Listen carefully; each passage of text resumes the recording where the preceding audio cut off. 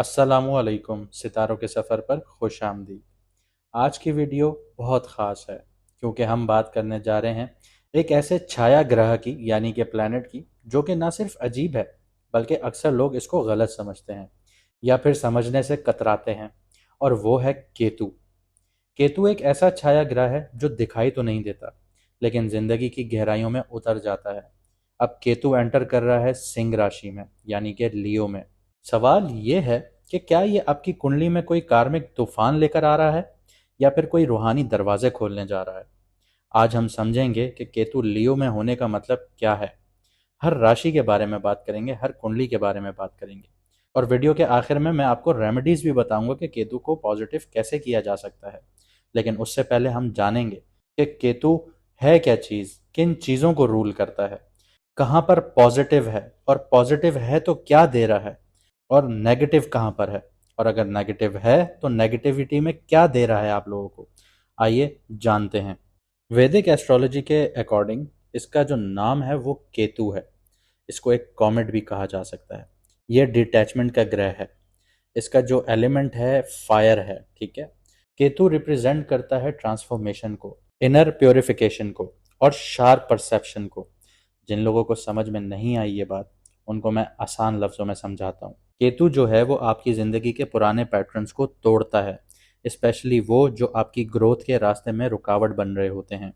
कभी ये बदलाव सडन होते हैं, जैसे जॉब लॉस हो जाएगी, ब्रेकअप्स हो जाएंगे, और इसके अलावा किसी भी चीज़ को लेके या किसी भी रिश्ते को लेके डिससेटिस्फैक्शन शो करेंगे, मुतमईन नहीं होंगे। लेकिन इसका असली मकसद जो होगा वो आपको अपना आप बनाना होगा। मतलब ये कि जो आप दुनिया को मास्क पहन के दिखाते हैं कि मैं ऐसा हूँ, एक दोहरी पर्सनालिटी अपनाते हैं, उससे बिल्कुल अलग आपको अपने आप में तब्दील करना होता है। जैसे राहु की सीरीज में मैंने आपको बताया था कि वो इल्यूजन्स क्रिएट करता है, केतु बिल्कुल उसके बरक्स चलता है और ये आपके अंदर के इल्यूजन्स को ख़त्म करता है। देखिए, बैठे बैठे कभी कभी इंसान बहुत परेशान होता है और वो सोचता है कि मैं कोई ऐसा काम कर लूँ जो बहुत इलीगल भी हो लेकिन पैसा आ जाए, लेकिन फिर अंदर से एक आवाज़ आती है कि नहीं, ऐसा नहीं करना। हाँ, रिलीजियसली अगर हम बात करें तो अल्लाह ताला ने हर किसी के अंदर एक ईमान की शम्मा जलाई होती है। अब वो जो दिया जल रहा है वो हवा के कारण फड़फड़ा रहा है, ठीक है, आग फड़फड़ा रही है।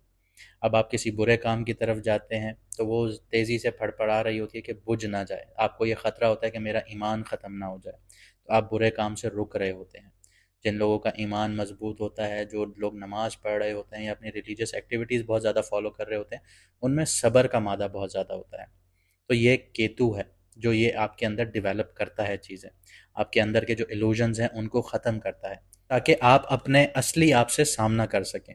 इसके अलावा केतु जो है वो शार्प परसेप्शन देता है, तेज सोच देता है, तीसरी आंख खोल देता है इंसान की। कई दफ़ा आपने अपने बुजुर्गों को देखा होगा या आप में से कुछ ऐसे लोग होंगे जो ये बैठे बैठे समझ जाते हैं कि अगला जो मेरे साथ बात कर रहा है या कारोबार कर रहा है वो किस नीयत से कर रहा है। उनकी छठी हिस्स एक्टिव हो जाती है, साइकिक सेंस बहुत तेज हो जाती है, डीप इंसाइट होती है, वो बहुत चीज़ों को गहराइयों में सोचते हैं। ये केतु की वजह से होता है। आपको लोगों के इरादे समझ में आ जाते हैं, उनके बिना कहे सिर्फ वो बात कर रहे होते हैं, आप उनके इरादे परख लेते हैं। आपकी छठी हिस्स बहुत ज़्यादा स्ट्रांग हो जाती है।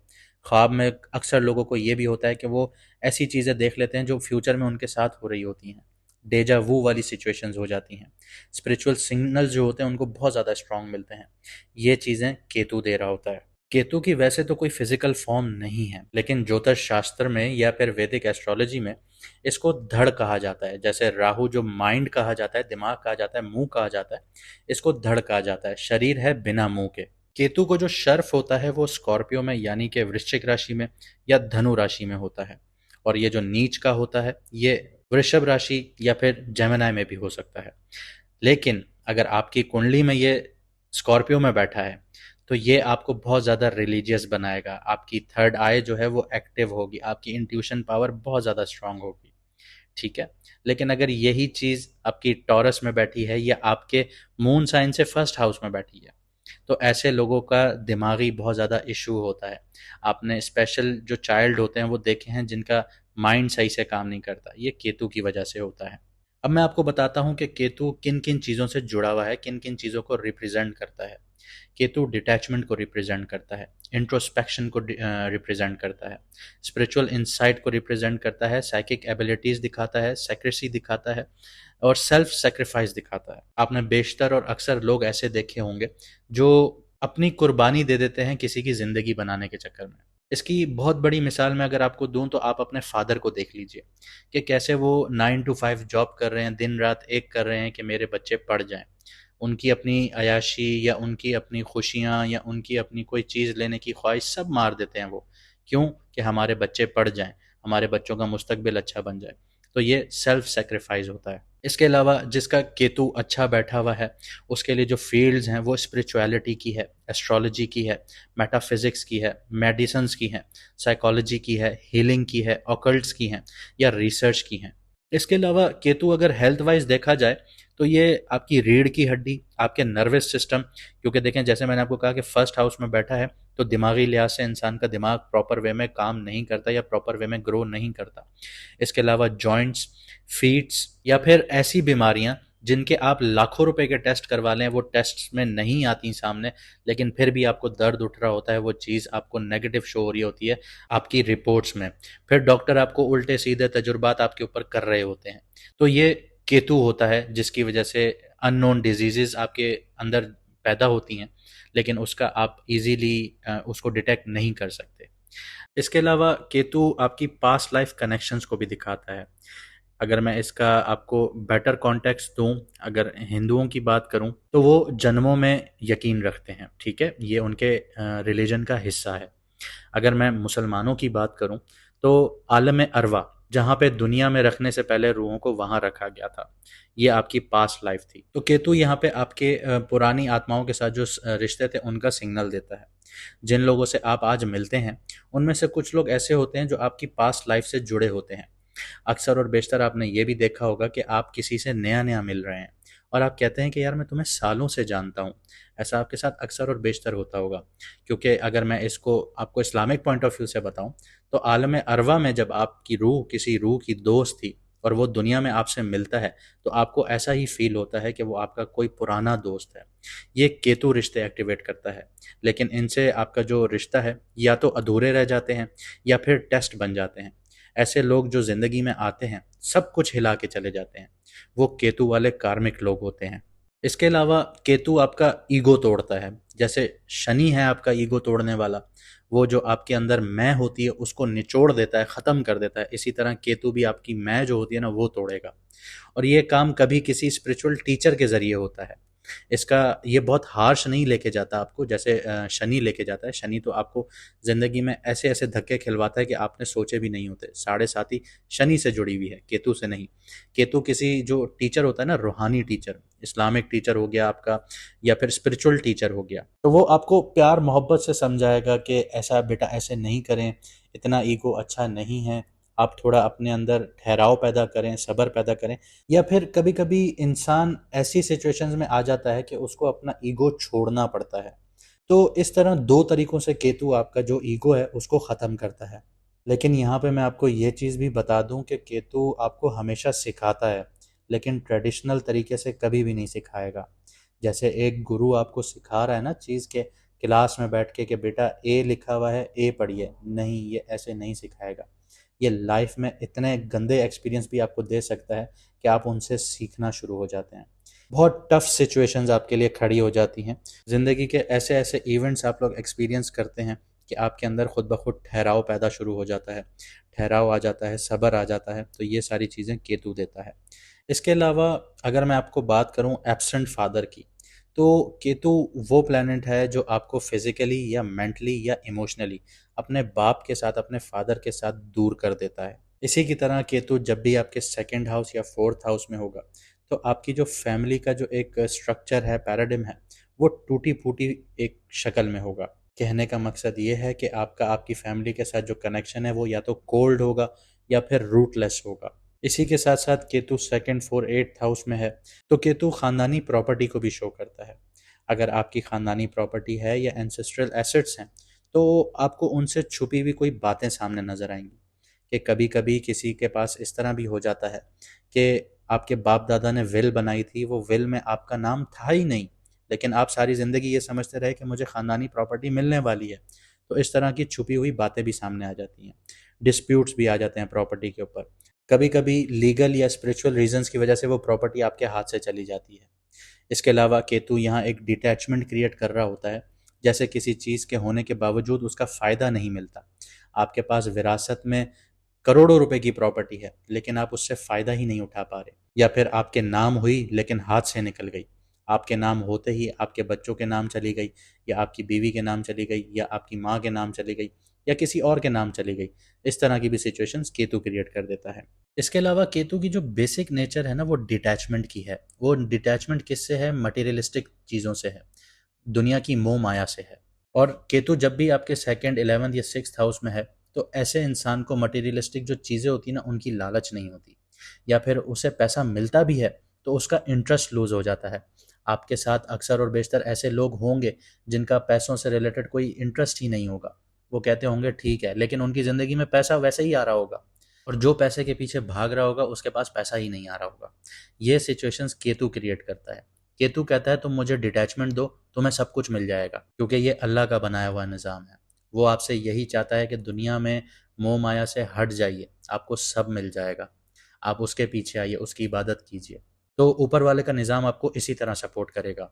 इसके अलावा केतु की जो अच्छी बात है वो ये है कि वो इंसान को ऐसा बना देता है कि वो स्पिरिचुअल डोनेशंस बहुत ज़्यादा करता है। जैसे मस्जिद में चंदा देना या मंदिरों में चंदा देना। इस तरह जो लोग होते हैं ना, वो उनका केतु बहुत ज़्यादा एक्टिव हुआ हुआ होता है 9, 12 और 4th हाउस में। इसके अलावा जो मैंने बात की कि केतु जो है वो डिटैचमेंट दिखाता है, साथ ही साथ ऐसे लोग जो पैसों से डिटैच हो जाते हैं, इसके बिल्कुल बरक्स में अगर जाऊं, 8th हाउस में चला जाऊं, तो वो ट्रांसफॉर्मेशन का घर है, किसी चीज़ को ख़त्म करने का और शुरू करने का। 8th हाउस है, ठीक है। वहाँ पे अगर केतु है तो ये आपकी आइडेंटिटी को भी ख़त्म कर देगा और एक नया आदमी आपको बना देगा। जैसे आपने ये सुना होगा कि यार ये तो पहले बहुत ऐसा बंदा था, लेकिन अब तो बिल्कुल रिलीजियस हो गया है। तो ये चीज़ें केतु देता है। इसके अलावा और भी बहुत कुछ देता है। अब देखते हैं कि आपकी कुंडली में अगर केतु पॉजिटिव है या एग्जॉल्टेड है या अच्छे घरों में बैठा है, तो आपको क्या एनर्जीज दे रहा है या क्या चीज़ें दे रहा है। डीप कनेक्शन देगा आपको हायर नॉलेज के साथ, और एक्सीलेंट आपकी सिक्स सेंस होगी। इसके अलावा जो आपका एक्सेस है स्किल्स की तरफ या विजडम है पास्ट लाइफ से जुड़ी हुई, वो बहुत ज़्यादा स्ट्रांग होती है। अगर मैं आसान लफ्ज़ों में आपको समझाऊं, तो आपने फिजिकली कोई स्किल हासिल नहीं किया होता, लेकिन जब आप उस काम को कर रहे होते हैं तो वो बहुत ईजीली आप उसको एक्सेस कर रहे होते हैं, बहुत ईजीली उसके ऊपर आपका हाथ बैठ रहा होता है। तो ये पास्ट लाइफ से आपका जुड़ा हुआ स्किल होता है। इसके अलावा मिस्टिकल अगर मैं एक्सपीरियंसेस की बात करूं, तो केतु जब भी आपके 8, 12, 4th या 6th हाउस में होगा या उनको एक्टिव कर रहा होगा, तो आप दिमाग से नहीं, दिल या रूह से समझना शुरू करेंगे। ये तजुर्बे कभी कभी ड्रॉने भी होंगे या कभी कभी डिवाइन भी लगेंगे आप लोगों को। साथ ही स्पिरिचुअल रैम के साथ या बहुत ज़्यादा सटल कनेक्शन महसूस करना शुरू हो जाएंगे आप लोग। अगर मैं आपको एक मिसाल दूं कि कभी कभी सपनों में या फिर आप लोग बैठे हुए होते हैं, आपका माइंड कहीं और चल रहा होता है, तो आप फिजिकली ना अपनी बॉडी से बाहर निकल कर ट्रैवल कर रहे होते हो, जैसे किसी और डायमेंशन में घूम रहे हो, किसी और प्लेस पर घूम रहे हो। तो इस तरह की चीज़ें आपके साथ बहुत ज़्यादा होना शुरू हो जाएंगी। आपको ऐसी इमेजेस, लोग या इवेंट्स का विजन आ रहा होगा जो बाद में सच हो रहा होगा, जैसे डेजा वू वाली सिचुएशंस होती हैं। आप लोग बैठे होते हैं, आप लोग कोई चीज़ देखते हैं, सोचते हैं, समझते हैं, आप कहते हैं यार ये तो मेरे साथ कुछ दिन पहले हुआ था, लेकिन कुछ दिन बाद हो रहा होता है आपके साथ। या किसी और के लिए ये चीज़ें इंपॉर्टेंट होती हैं, आप किसी और के लिए ये चीज़ें देख रहे होते हो। आपके सपने सिर्फ इमेजिनेशंस नहीं होते, वो गाइडेंस होती हैं आपके लिए, वार्निंग्स होती हैं, या डीपर मैसेजेस होते हैं आपके लिए। कभी कभी आपको लगता है कि कोई रूहानी टीचर या आत्मा आपसे बात कर रही है। तो ये चीज़ें केतु के पॉजिटिविटी की एक निशानी होती है। इसके अलावा जो फील्ड्स केतु सपोर्ट करता है वो मेडिकल फील्ड्स में बहुत ज़्यादा कामयाबियाँ दिलाता है, साइकोलॉजिकल फील्ड्स में दिखाता है, या फिर एसोटेरिक फील्ड्स में दिलाता है। एसोटेरिक फील्ड्स वो फील्ड्स होती हैं जो हर किसी को समझ में नहीं आती। सरफेस पे इसकी नॉलेज कभी भी समझ में नहीं आएगी। इन्हें समझने के लिए अंदर की आंख को, थर्ड आई को खोलना होगा, और खामोशी से आपकी छठी हिस्स इसके लिए बहुत ज़्यादा ज़रूरी होगी। देखें, एसोटेरिक जो सिचुएशंस होते हैं या तजुर्बे होते हैं ना, ये लॉजिकल माइंड से कभी भी समझ में नहीं आते। इसके अलावा जो पॉजिटिव केतु की जो निशानी है वो एबिलिटी है आपकी कि आप मटेरियलिस्टिक जो चीज़ें हैं उनसे डिटैच हो जाते हैं, उनसे ऊपर के हो जाते हैं, आपके लिए मायने ही नहीं रखती। यहाँ पे हिडन गेन्स भी मिलते हैं इंसान को केतु की वजह से। वो क्या है कि सडनली आप स्पिरिचुअली बहुत ज़्यादा ऊपर चले जाते हैं या मटेरियली आपको अपलिफ्टमेंट मिल जाती है, लेकिन अनकन्वेंशनल तरीकों से। अब देख लेते हैं कि केतु नेगेटिव है या कहीं नीच का बैठा है या किसी मैलेफिक प्लैनेट के साथ नज़र बना रहा है तो आपको क्या दे रहा है। केतु आपको मेंटल डिटैचमेंट देगा, आइडेंटिटी क्राइसिस दे सकता है, जैसे मैंने आपको बोला कि दिमाग प्रॉपर ग्रो नहीं करता। इसके अलावा आपका जो एम होता है ज़िंदगी का, ये एमलेसनेस कर देता है आप लोगों को। इसके अलावा आपका जो ऑटो इम्यून सिस्टम है उसमें बहुत ज़्यादा इश्यूज आते हैं, आपका इम्यून सिस्टम बहुत ज़्यादा वीक होता है। इसके अलावा मिस्टीरियस ऐसी बीमारियां आती हैं जो किसी भी रिपोर्ट से सामने नहीं आ रही होती।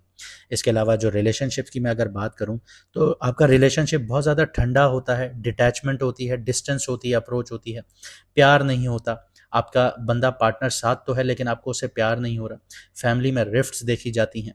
इसके अलावा स्केपिज्म का शिकार होता है ऐसा इंसान, हर चीज़ से भागने की कोशिश करता है, कोई भी अपनी जो जिम्मेदारी होती है उसको नहीं उठाता। अकेले रहने का रुझान बहुत ज़्यादा पाया जाता है ऐसे इंसान में। वो सबसे अलग रहना चाहता है और अपनी जो रियलिटी है ज़िंदगी की उससे भागता है। इसके अलावा पैरानोया का शिकार होता है, बहुत ज़्यादा डरता है, जिन भूत चुड़ैल इन चीज़ों से बहुत ज़्यादा डर रहा होता है। स्पिरिचुअली बहुत ज़्यादा डिलूजन्स का शिकार होता है और हेलुसिनेशन का भी बहुत ज़्यादा शिकार होता है। मतलब अजीब अजीब चीज़ें उसके दिमाग में चल रही हैं, उसको समझ में नहीं आ रही हैं, डर रहा है, खौफ आ रहा है, सबकॉन्शियस माइंड एक्टिव है, तो ये इस चीज़ का भी केतु शिकार करता है। इसके अलावा कन्फ्यूजन के थ्रू ना ऐसे इंसान को पैसे का बहुत ज़्यादा नुकसान होता है, फाइनेंशियली भी होगा, सोशल सेटबैक्स भी देखने को मिलेंगे। उसकी वजह मिसअंडरस्टैंडिंग बनेगी या एंगेजमेंट ना होना बनेगी। अब देखते हैं कि केतु का असर आपकी कुंडली पर क्या है। बात करता हूँ स्कॉर्पियो मून साइन वालों की, यानी कि वृश्चिक राशि, यानी कि बुर्ज अकरब वालों की। केतु आपके 10th हाउस में आ चुका है। एक बहुत पावरफुल और कार्मिकली इंटेंस ट्रांजिट है ये। 10th हाउस आपके कर्म स्थान का घर है, यानी कि आपके करियर, आपके प्रोफेशन, आपके job, daily duties, responsibilities, public image, reputation, authority, status, life path और अचीवमेंट्स का घर है। जब केतु यहाँ होता है तो एक्सटर्नल जो एम्बिशंस हैं वो टूटना शुरू हो जाते हैं और केतु आपको आपके अंदर से जोड़ता है जो आप असल में हैं।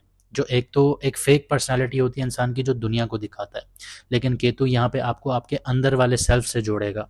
आपको वो काम करना पड़ेगा जो सोल लेवल पर अलाइंड हो, ना कि सिर्फ नाम, पैसा या स्टेटस के लिए हो। केतु का लियो साइन में होने की वजह से और सन के नक्षत्र में होने की वजह से ये ईगो और कंट्रोल इश्यूज को भी चैलेंज करेगा, लेकिन आपको लीडरशिप और रेपुटेशन को छोड़ने को नहीं, प्योरीफाई करने को कहा जाएगा यहाँ पे। करियर और फाइनेंस के हवाले से बात करता हूँ तो 10th हाउस में केतु करियर को लेकर डिसइंटरेस्ट, अनएक्सपेक्टेड शिफ्ट या सडन रियलाइजेशंस लेके आ सकता है। आपको लग सकता है कि करियर में जो चेज कर रहे थे वो अब मीनिंगलेस है। प्रमोशंस या फेम मिल भी जाए तो सेटिस्फेक्शन नहीं मिलेगी कि आप शायद इस चीज़ के लिए बने ही नहीं है, आप तो बहुत नेक्स्ट लेवल की चीज़ है। इस तरह के ख्यालात रहेंगे। यहाँ जुपिटर की तीसरी नज़र केतु पे पड़ रही है। ये एक डिवाइन गाइडेंस का सिग्नल दे रहा है। अगर आप काम किसी स्पिरिचुअल या सर्विस ओरिएंटेड फील्ड से जुड़े हुए हैं तो यहाँ पे ब्लेसिंग्स हिडन फॉर्म में मिलेंगी आप लोगों को। केतु 11वीं नज़र जुपिटर पर डाल रहा है जो ये बताता है कि लॉन्ग टर्म कार्मिक गेन्स गारंटेड है यहाँ पे, लेकिन यहाँ पे टेस्ट होगा आपकी ईगो का और इंटेंशंस का। अगर आप इसमें पास हुए तो आपको रिजल्ट्स गारंटीड मिलेंगे। सेकंड हाउस इनकम का है, फैमिली का है। केतु 5वीं नज़र आपके सेकंड हाउस पर डाल रहा है। पैसा आएगा लेकिन आपके रिश्ते या फाइनेंशियल वैल्यूज टेस्ट हो सकते हैं यहाँ पे। फोर्थ हाउस जो है वो घर का है, आपके इनर कंफर्ट का है, आपकी माँ का है। और सिक्स्थ हाउस आपके डेली वर्क का है, स्ट्रगल का है, ये भी एक्टिव हो रहे हैं। मतलब करियर और होम लाइफ इम्बैलेंस हो सकती है, आपको बैलेंस मेंटेन करना होगा और काम का स्ट्रेस से हेल्थ चैलेंजेस आ सकते हैं। लव और रिलेशनशिप्स की बात करते हैं। इस टाइम पीरियड में आपका जो फोकस है वो पब्लिक लाइफ पर होने की वजह से आपका जो पर्सनल रिलेशनशिप्स है वहाँ पे इमोशनल विड्रॉल्स देखने को मिल सकते हैं या कार्मिक इम्बैलेंस हो सकते हैं यहाँ पे। करियर में प्रेशर की वजह से घर वाले या आपका जो पार्टनर है वो निगलेक्ट हो सकता है यहाँ पे, या फिर ये भी चांसेस हैं कि उनकी तरफ से आपको कोल्डनेस महसूस हो, ठंडा हो जाए आपका रिश्ता। इस तरह की भी सिचुएशंस क्रिएट होंगी। इसके अलावा फोर्थ हाउस पे 7th नज़र है केतु की, इमोशनली कंफर्ट और अटैचमेंट को कम कर रही है यहाँ पे। अगर आप किसी से पास्ट लाइफ कार्मिक कनेक्शंस में थे तो आपको किसी पुरानी या अधूरी कहानी का क्लोजर मिल सकता है अब।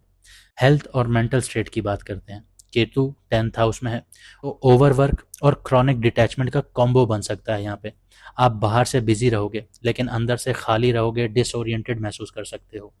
6th हाउस पर 9th नज़र पड़ रही है केतु की, जो कि हिडन हेल्थ इश्यूज दे रहा है, जैसे स्ट्रेस आ गए, फटीग आ गई, बर्नआउट हो गया, एनजाइटी हो गई। इसके अलावा ऐसी चीज़ें आपको हो सकती हैं जो किसी भी टेस्ट वगैरह में सामने नहीं आएंगी। बेसिकली हिडन इलनेस आ सकती है। कहीं पे भी आप जाएंगे, टेस्ट करवाएंगे, लाखों रुपए खर्च हो जाएंगे। तो ये सारी चीज़ें एक्टिव हो रही हैं, आपको अपनी सेहत का बहुत ख्याल रखना होगा। ये ट्रांजिट क्लियरली कह रहा है कि जब तक काम से कनेक्शन सोल बेस्ड नहीं होगा तब तक सुकून नहीं मिलेगा। स्टूडेंट्स की बात करते हैं। स्टूडेंट्स के लिए ये टाइम मिक्स्ड है। 10th हाउस फोकस होने की वजह से प्रेशर भी हो सकता है, यहाँ पे परफॉर्मेंस या पेरेंटल एक्सपेक्टेशंस बहुत ज़्यादा हो सकती हैं। लेकिन अगर कोई ऑकल्ट, एस्ट्रोलॉजी, साइकोलॉजी या कार्मिक स्टडीज़ जैसे सब्जेक्ट्स पढ़ रहा है, तो केतु की जो नज़र है वो बहुत गहरा इंटरेस्ट डेवलप कर रही है और गट फीलिंग बहुत ज़्यादा डेवलप हो जाएगी। आपको बिना किसी रीजनिंग के आपका ट्रस्ट बहुत ज़्यादा जल्दी डेवलप होगा इन सब्जेक्ट्स पर। केतु की जो नेचर है वो रॉट लर्निंग पर हेल्प नहीं करती, यानी रट्टेबाजी पर हेल्प नहीं करती। ये अंदर से सिखाता है, समझने को सपोर्ट करता है, और इसके साथ साथ पास्ट लाइफ जो स्किल्स हैं वो अनलॉक करने का यहाँ पे योग बना रहा है। मतलब कि कुछ चीज़ें आप पढ़ते हैं, आपको उसमें बहुत ज़्यादा डेप्थ की ज़रूरत नहीं होती, आपको समझ में आना शुरू हो जाती है, क्योंकि पहले पास्ट लाइफ में ये चीज़ें आपके दिमाग से गुजर चुकी होती हैं। अब यहाँ पे चैलेंजेस और शेडो एरियाज़ की बात करते हैं जो अगले 18 महीने में आपको फेस करने पड़ सकते हैं। करियर या पब्लिक इमेज में डिससेटिस्फैक्शन देखने को मिल सकती है। इमोशनल कोल्डनेस या आइसोलेशन घर पे आपको देखने को मिल सकती है। अगर आपने काम और घर की लाइफ को बैलेंस नहीं किया तो यहाँ पे आपके लिए नुकसानात आ सकते हैं। यहाँ पे एक चीज़ से बहुत ज़्यादा बचना होगा कि आप अपनी सेल्फ वर्थ को अपने करियर के थ्रू मेजर करने की आदत को अडॉप्ट नहीं करिएगा, क्योंकि कुछ लोगों की आदत बन जाती है कि मैं अपने करियर में आगे जा रहा हूँ तो मेरी वर्थ है, सेल्फ वर्थ है मेरी, लेकिन अगर मैं नीचे जा रहा हूँ तो मेरी कोई सेल्फ वर्थ नहीं है। इस चीज़ से वर्थ नहीं मेजर की जा सकती, और इस चीज़ से जितना अवॉइड कर सकते हैं उतना अवॉइड कीजिएगा। यहाँ पे ईगो इश्यूज आ सकते हैं अथॉरिटीज़ के साथ या लीडरशिप्स के साथ। जहाँ पे आप काम कर रहे हैं, आपके जो मैनेजर्स हैं या आपकी हायर अथॉरिटी है, वहाँ पे ईगो इश्यूज आ सकते हैं। केतु आपसे ये पूछ रहा है कि क्या तुम्हारा काम तुम्हारी सोल के साथ अलाइंड है या सिर्फ दुनिया के स्टैंडर्ड्स के लिए तुम खुद को ख़त्म कर रहे हो। तो काम वही कीजिएगा जो आपको अंदर से शांति दे, सुकून दे, चाहे दुनिया उसे समझे या ना समझे। अगर आपकी कुंडली या आपके जायचे में केतु वीक है, या फिर आप उसको पॉजिटिव बनाना चाहते हैं या उसकी नेगेटिविटी कम करना चाहते हैं, या पहले से ही पॉजिटिव है आप उसको और पॉजिटिव करना चाहते हैं, तो हर वेडनेसडे वाले दिन काली रंग की गाय की खिदमत कीजिए, उसको खाना खिलाइए। 2 रंग के कुत्ते को खाना खिलाइए। परिंदों को दाना डालिए, स्पेशली कौवों को। इसके अलावा जो बहुत इंपॉर्टेंट चीज़ है ना, माजूर शख्स या डिसेबल इंसान की खिदमत कीजिए। ऐसे लोगों का मजाक कभी भी मत उड़ाइए। देखिए, ये इस्लामिक पॉइंट ऑफ व्यू से भी एक चीज़ बहुत वैलिड है कि आप किसी के माजूरी का मजाक उड़ाते हैं तो ऊपर वाला आपके लिए भी वैसे ही सिचुएशंस क्रिएट कर देता है। आपको ऐसे मजाक नहीं बनाने चाहिए किसी भी माजूर का। वैसे अगर मैं वैदिक एस्ट्रोलॉजी की बात करूं तो केतु फेसलेस है, उसकी शक्ल नहीं है, तो वो भी यही चाहता है कि आप लोग माजूर की खिदमत करें, माजूरों को खाना खिलाइए। उनको अगर आप अडॉप्ट कर सकते हैं अडॉप्ट कर लें, अगर आप अडॉप्ट नहीं कर सकते तो ऐसे सेंटर्स में जाएं जहाँ पे वो होते हैं, उनकी खिदमत कीजिए, उनको कपड़े लेके दीजिए, उनको खुश कीजिए, उनका मजाक ना उड़ाइए। ये भी आप लोगों के लिए एक रेमेडी है केतु के लिए। इसके अलावा कंबल, छाता, काली उड़द दाल, गरम कपड़े, कस्तूरी या फिर लहसुन, इस इन चीज़ों का सदका या दान कीजिए। ये आपके लिए, केतु के लिए फ़ायदेमंद होगी। उम्मीद करता हूँ आपने इस वीडियो से बहुत कुछ सीखा होगा और बहुत कुछ समझा होगा अगर आप यहाँ तक पहुँच चुके हैं।